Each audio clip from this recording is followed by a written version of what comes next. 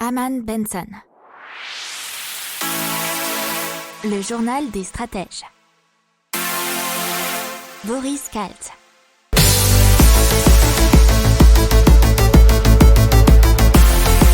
Bonjour à tous et bienvenue dans le journal des stratèges pour l'intégrale Impact de la semaine du 22 au 26 février 2021. Je vous souhaite une excellente écoute. Allez, c'est parti avec le Danemark et la première île éolienne artificielle au monde. Elle est dédiée à la collecte et la diffusion d'électricité renouvelable, et cela dans tout le nord-est de l'Europe. Elle pourrait couvrir à elle seule, à terme, la consommation de 10 millions de ménages européens. C'est un gigantesque centre énergétique qui est en pleine mer du Nord, qui sera en pleine mer du Nord, à 80 km de la rive de la péninsule du Jutland, avec une superficie totale d'environ 120 000 m². Elle permettra dans un premier temps de fournir de l'énergie verte à 3 millions de foyers.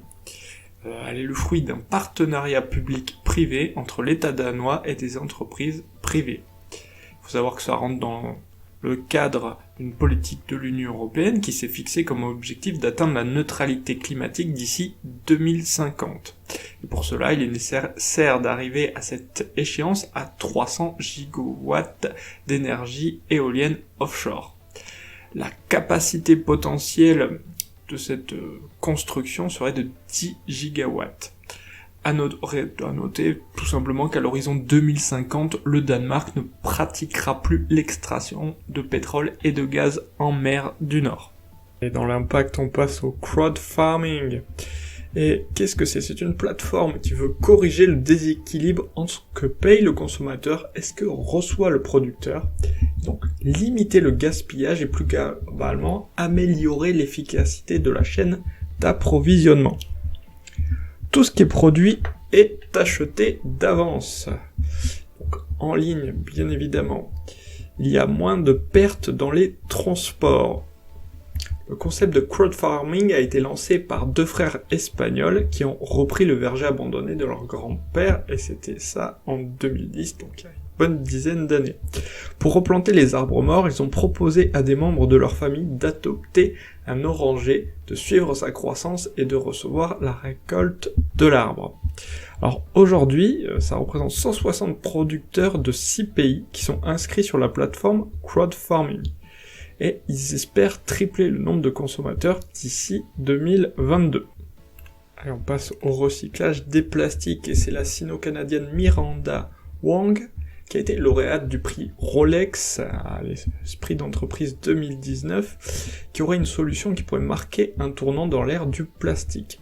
La technologie de biosélection peut recycler tous les plastiques spécifiques en 6 heures. C'est grâce à un procédé d'accélération biochimique capable de dégrader le polyéthylène afin d'en extraire des produits chimiques industriels.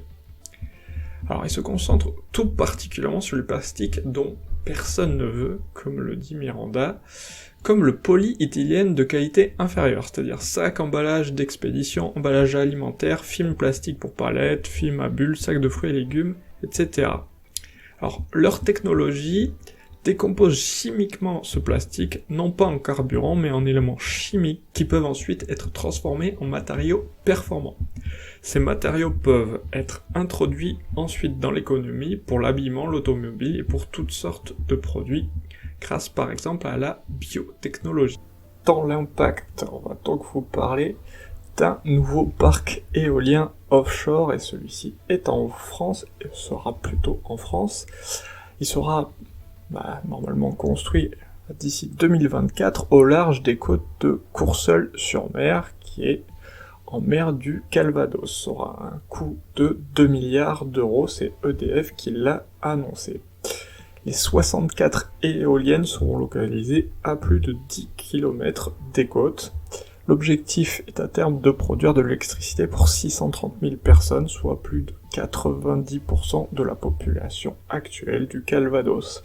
Les travaux débuteront dans quelques mois, soit en juin 2021 pour, bien sûr, être terminé en 2024, comme je vis. On passe maintenant dans l'impact à Home Biogaz, qui commercialise un digesteur de petite taille qui est capable de convertir des déchets ménagers en gaz renouvelable et surtout adapté aux besoins des familles. Ils sont soutenus notamment par NG New Ventures. Donc c'est une start-up israélienne qui est même maintenant cotée puisque elle est valorisée à 79 millions d'euros et elle a fait son entrée à la bourse de Tel Aviv récemment. Ils ont déjà vendu plus de 10 000 de ces systèmes dans une centaine de pays. Il faut savoir que par an, un Européen produit en moyenne plus de 150 kg de déchets organiques. Les restes de nourriture, épluchures, etc.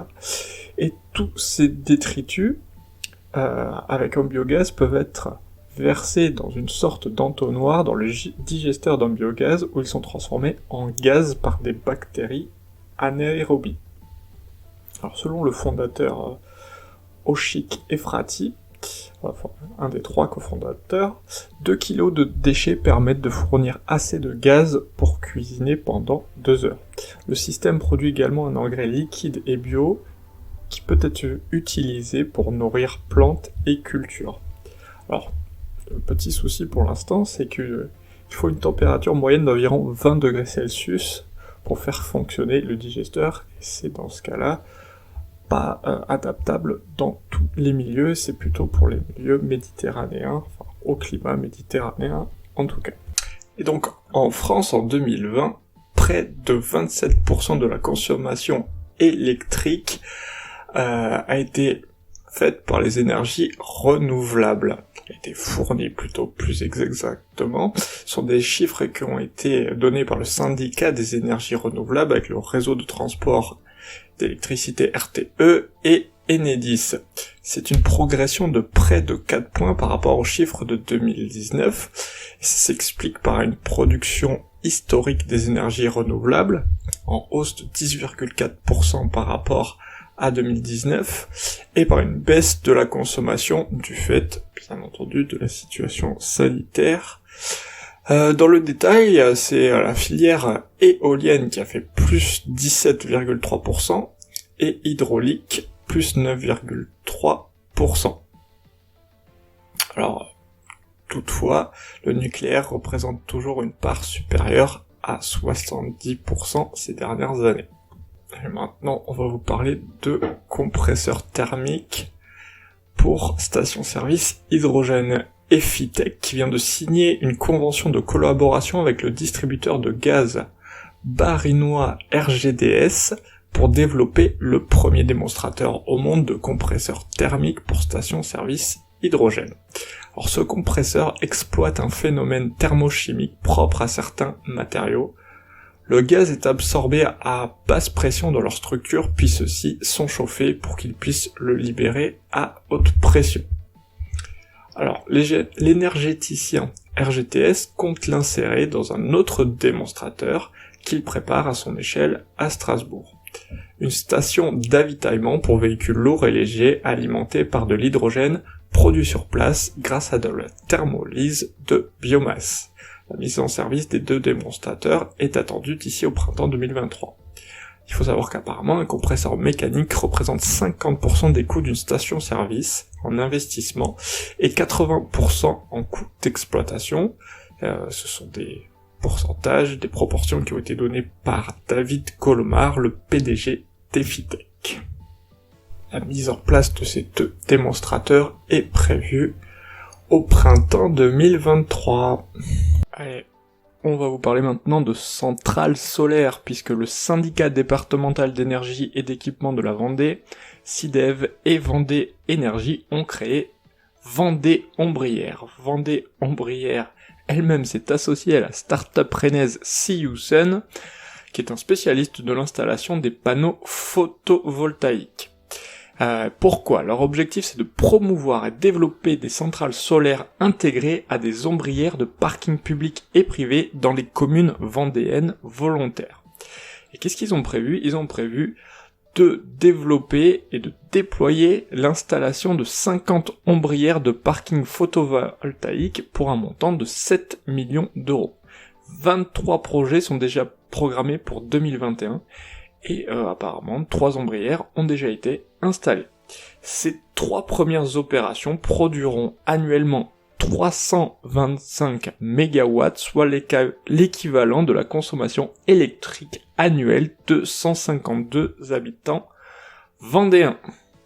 Allez, dans l'impact, on passe tout de suite à Auchan, qui, dès le mois de mars, donc très très vite, va abandonner les barquettes en plastique dans les rayons boucherie et poissonnerie de ses magasins. Ça va être remplacé par des barquettes en fibre végétale, 100% compostables à domicile, qui seront produites en Europe, et cela dès juillet 2021. À terme, indique l'enseigne, 55 millions de barquettes classiques sont amenées à disparaître, soit une économie de 1100 tonnes de plastique. Apparemment, ça a été mis en place, ce système, dans quelques établissements test dès février. Et l'enseigne rajoute que d'ici à 2022, l'équité et le film d'emballage pour les fruits et légumes seront également supprimés.